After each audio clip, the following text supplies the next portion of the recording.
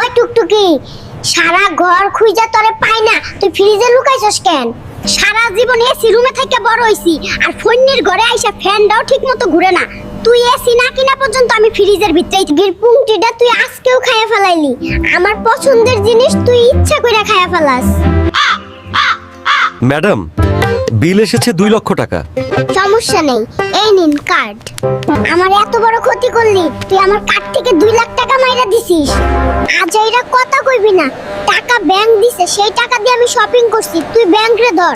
একটা চিকেন কেন আর একটাকে আনতে আনতেই খাইয়া ফেলাইছো? ওই একদম বাজে কথা কইবি না, আমার টাকা নেই তাই একটা কিনছি, দুইজন ভাগ করে খামু। খাইলে খা, না খাইলে খাই। সরকার আপনাকে বেতন দেয় আর আপনি ডিউটি না করে গেম খেলছেন, আপনার নামে অভিযোগ দিব। চাইপা যাও, না তো মুরগি চুরির মামলা দিয়ে ডিম থেরাপি দিব। আছে, তাই একটা সিটি স্ক্যান করতে হবে। আমি একটা ডিসকাউন্ট দিচ্ছি। বাদ দাও তোমার সিটি স্ক্যান। হ্যাঁ? টুনটুনি একদিন অনলাইনে আসেনি, তাই আমার মাথা ব্যথা। স্যার, আপনি নাকি নকল করে পাশ করেছেন। আরে মিয়া, নকল হোক আর আসল পাস করছি, এইটাই কত। এখন এসব খাও, পেছাল না পাইরা রাস্তা মাপো। বাটি হাতে নিয়ে কোথায় ছুটেছো? ও দাদা ভাই, পাশের বাড়ির কাকিমা পিঠা বানিয়েছে, আমি 3 বার গেছি, আরো 2 বার যাব, যদি দেয় তো দেবে।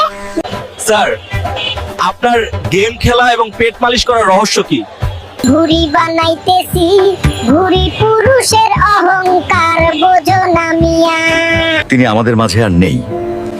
আরে কি বলো এসব, বিষয়টি আমি দেখছি। নানি, তোমাকে একটা কথা বলিনি, নানু তোমার ব্যাগ থেকে টাকা নিয়ে পাশের বাড়ির বুড়িকে উপহার দিয়েছে। এই দুষ্টু বুড়ো, তোর শয়তানি এখনো যায়নি। ডাক্তার সাহেব, ওষুধে কাজ হবে তো? অবশ্যই হবে, কিছুদিনের মধ্যেই ঠিক হয়ে যাবে। ওকে, তাহলে চললাম। আরে বিল না দিয়ে কই যাও? যেহেতু কিছুদিন পর সারবে, তাই কিছুদিন পরেই দিয়ে যাব। মিস্টার, আজও কি আপনার পেটে সমস্যা?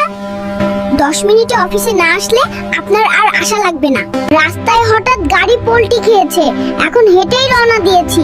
স্যার, এখনই চলে আসছি।